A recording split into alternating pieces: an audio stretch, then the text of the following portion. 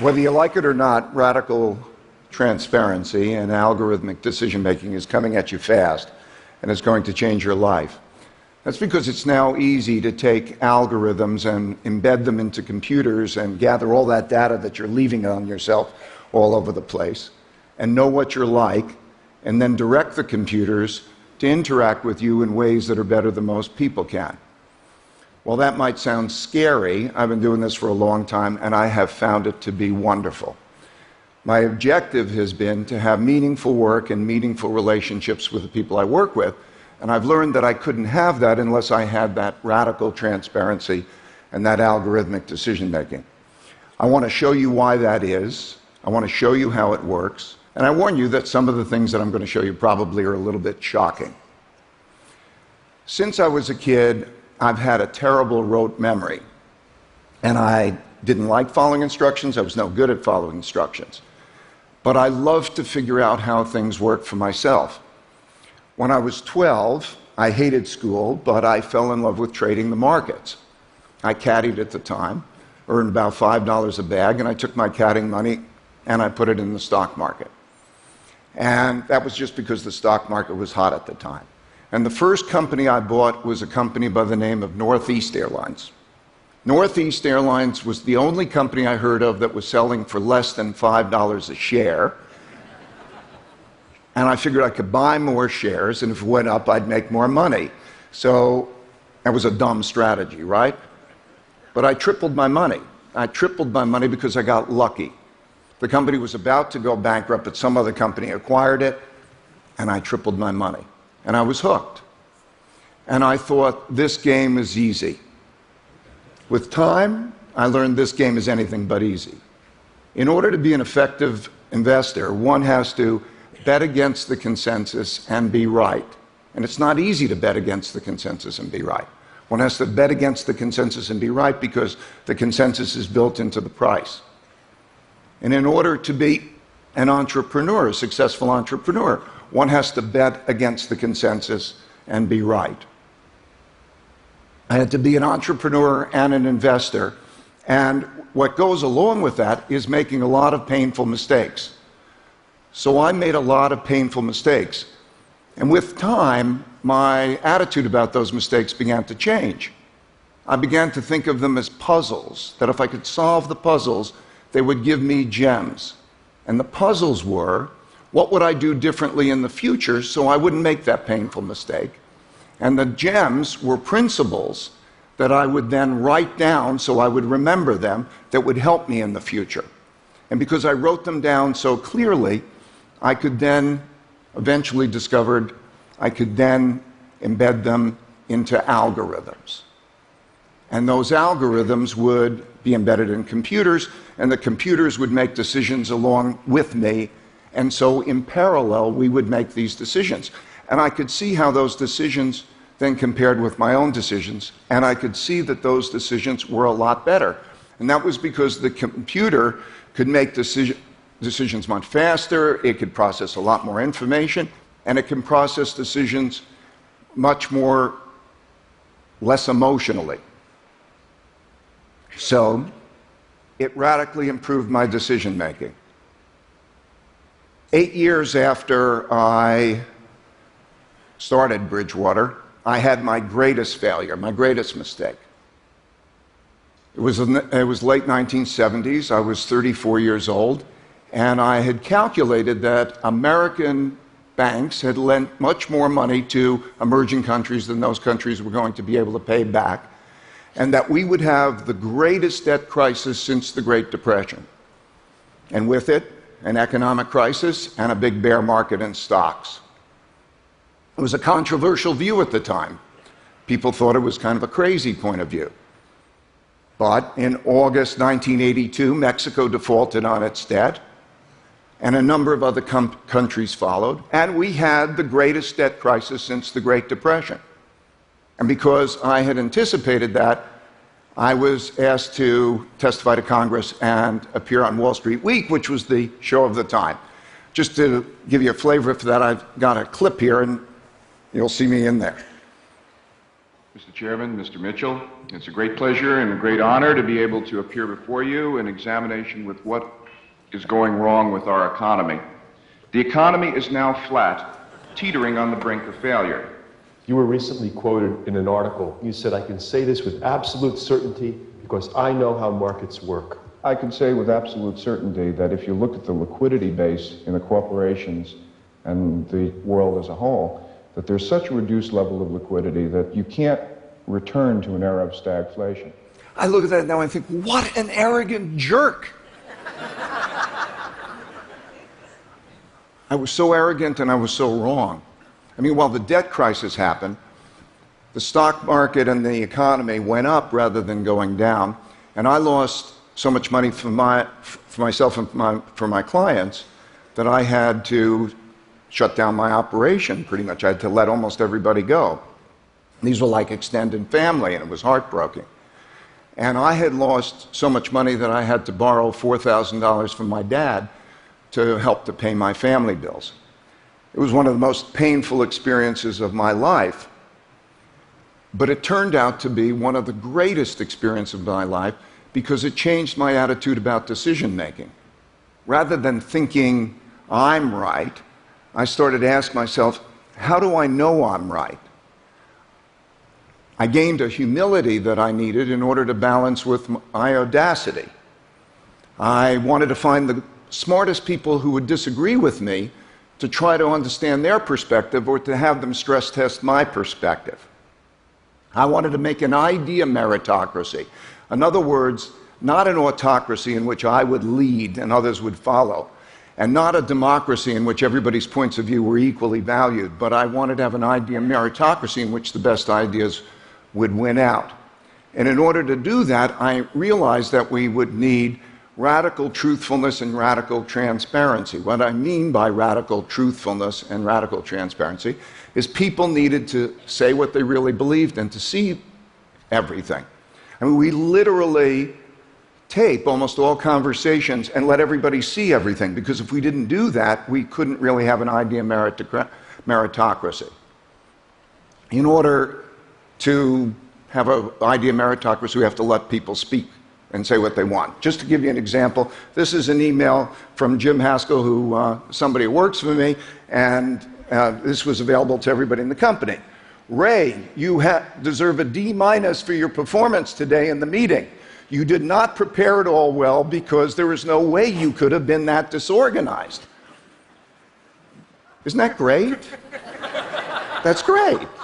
It's great because, first of all, I needed feedback like that. I need feedback like that. And it's great because if I don't let Jim and people like Jim to express their points of view, our relationship wouldn't be the same. And if I didn't make that public for everybody to see, we wouldn't have an idea meritocracy. So for the last 25 years, that's how we've been operating. We've been operating with this radical transparency and then collecting these principles, largely from making mistakes, and then embedding those principles into algorithms. And then those algorithms we're following the algorithms in parallel with our thinking. That has been how we've run the investment business, and it's how we also deal with the people management. In order to give you a glimmer into what this looks like, I'd like to take you into a meeting and introduce you to a tool of ours called the dot collector that helps us do this. A week after the US election, our research team held a meeting to discuss what a Trump presidency would mean for the US economy. Naturally, people had different opinions on the matter and how we were approaching the discussion. The dot collector collects these views. It has a list of a few dozen attributes, so whenever somebody thinks something about another person's thinking, it's easy for them to convey their assessment. They simply note the attribute and provide a rating from 1 to 10. For example, as the meeting began, a researcher named Jen rated me a 3, in other words, badly, for not showing a good balance of open-mindedness and assertiveness. As the meeting transpired, Jen's assessments of people added up like this. Others in the room have different opinions. That's normal. Different people are always going to have different opinions, And who knows who's right? Let's look at just what people thought about how I was doing. Some people thought I did well, others poorly. With each of these views, we can explore the thinking behind the numbers. Here's what Jen and Larry said. Note that everyone gets to express their thinking, including their critical thinking, regardless of their position in the company. Jen, who's 24 years old and right out of college, can tell me, the CEO, that I'm approaching things terribly. This tool helps people both express their opinions and then separate themselves from their opinions to see things from a higher level. When Jen and others shift their attentions from inputting their own opinions to looking down on the whole screen, their perspective changes. They see their own opinions as just one of many and naturally start asking themselves, how do I know my opinion is right? That shift in perspective is like going from seeing in one dimension to seeing in multiple dimensions. And it shifts the conversation from arguing over our opinions to figuring out objective criteria for determining which opinions are best.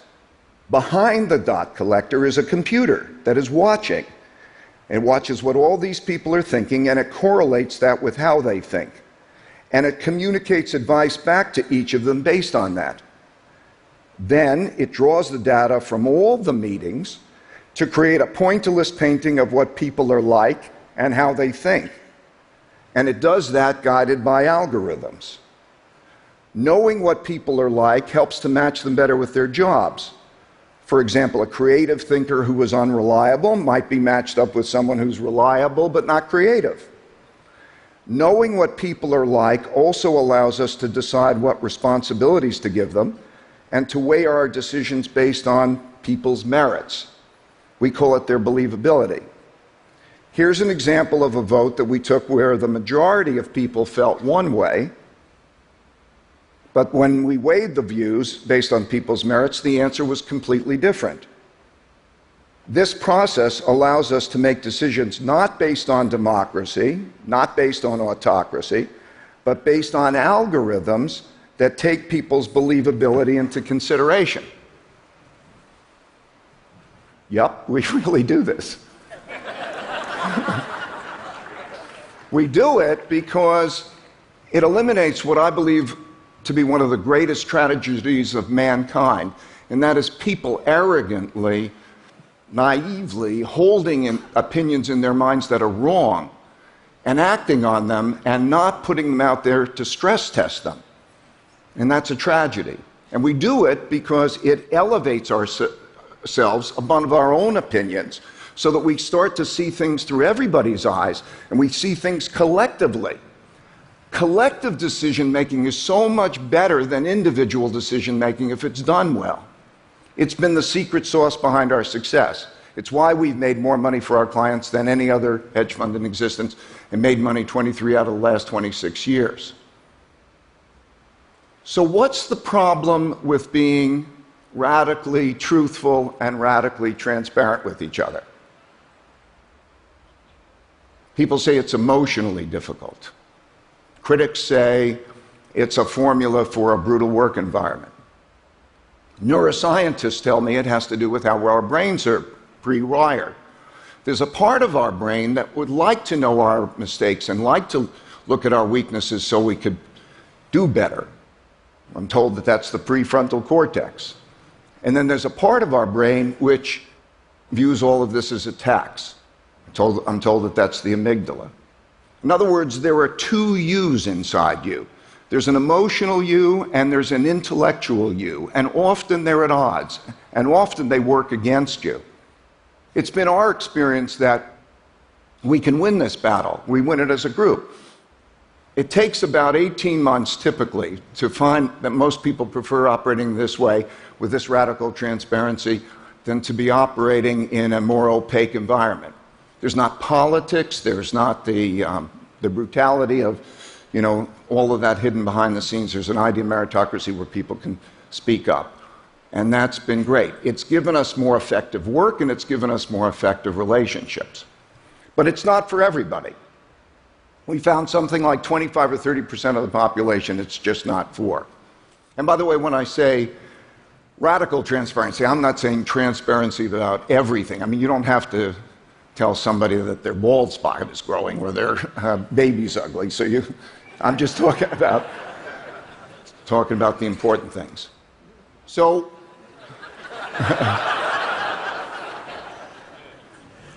so when you leave this room, I'd like you to observe yourself in conversations with others. Imagine if you knew what they were really thinking. And imagine if you knew what they were really like. And imagine if they knew what you were really thinking and what you were really like. It would certainly clear things up a lot and make your operations together more effective. I think it'll improve your relationships.